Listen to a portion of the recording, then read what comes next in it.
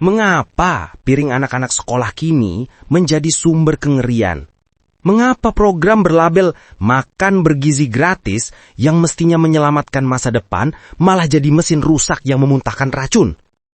Jawaban sederhana dari meja resmi. Ini hanyalah insiden. Kita akan tindak lanjuti. Tapi rakyat, mereka melihat pola besar. Makanan beracun, data yang aneh, dan dapur yang tak pernah ada. Dalam beberapa bulan terakhir, laporan kasus keracunan siswa akibat menu MBG muncul dari berbagai daerah. Dari Kupang hingga Gunung Kidul, dari Garut hingga Pamekasan. Di satu daerah, ratusan anak dilarikan ke fasilitas kesehatan dalam satu hari. Di tempat lain, siswa muntah dan pingsan setelah menyantap kotak makanan yang seharusnya menyehatkan. Ini bukan insiden 1-2 kali, ini pola.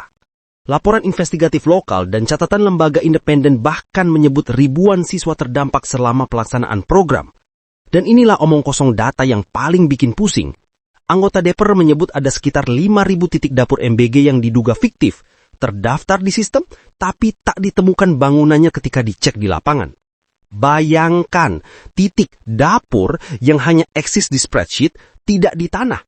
Ada yang jual lokasi, ada yang daftar akun kosong, lalu anggaran jalan atau lenyap ke entitas tak jelas. Kalau benar, ini bukan sekedar kebocoran birokrasi. Ini potensi modus korupsi menagih biaya untuk dapur yang tidak pernah ada. Beberapa politikus menyebut ada oknum yang menjual lokasi titik dapur ke badan pelaksana. Kata lain untuk itu, percaloan modern. Dalam prakteknya, satu pihak mendaftarkan titik SPPG, Satuan Pelayanan Pemenuhan Gizi, dengan alamat fiktif atau hanya akun pendaftaran. Lalu, ketika anggaran cair, uang mengalir ke rekening pihak pendaftar.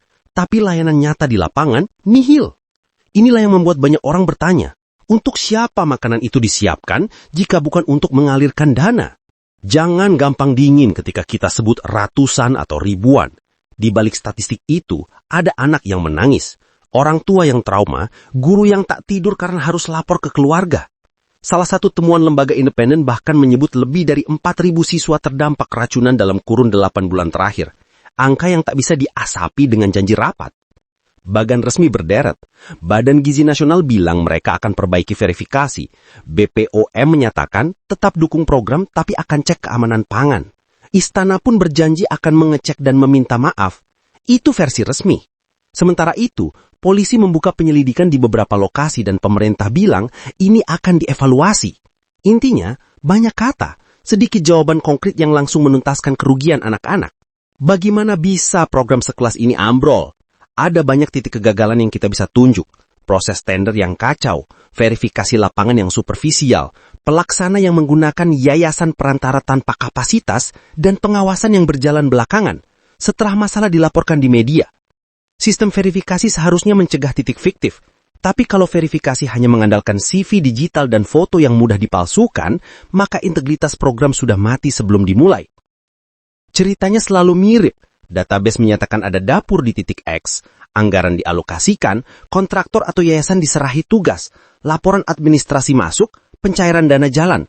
Ketika dicek, titik X hanyalah sebidang tanah kosong atau rumah kontrakan yang tidak menyediakan dapur massal.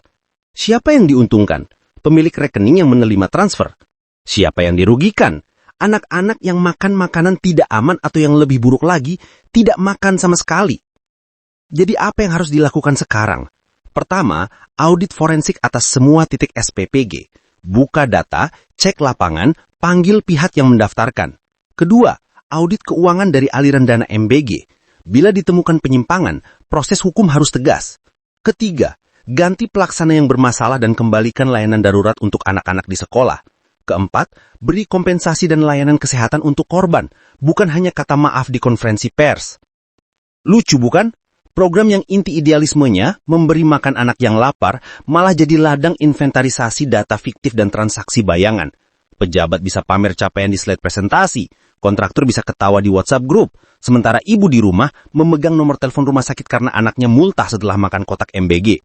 Kalau ada piala untuk kreativitas administratif, kita mungkin perlu mendirikan museum dan pajak rakyat yang jadi karya seri di sana. Kita tak butuh lagi kata evaluasi yang disampaikan dengan wajah serius di layar kaca. Kita butuh bukti, audit independen yang transparan, tersangka yang diproses hukum, data publik yang dapat diverifikasi oleh masyarakat, dan yang paling penting, darurat nutrisi nyata untuk anak-anak yang jadi korban. Kalau negara tidak mampu menjamin keamanan makanan anak sendiri, maka retorika menjadi bangsa besar itu hanya kata kosong di atas piring kosong. Dan kalau ada yang masih ingin menutup mata, ingat, anak yang sakit itu punya nama, rumah dan masa depan yang sedang dirampas.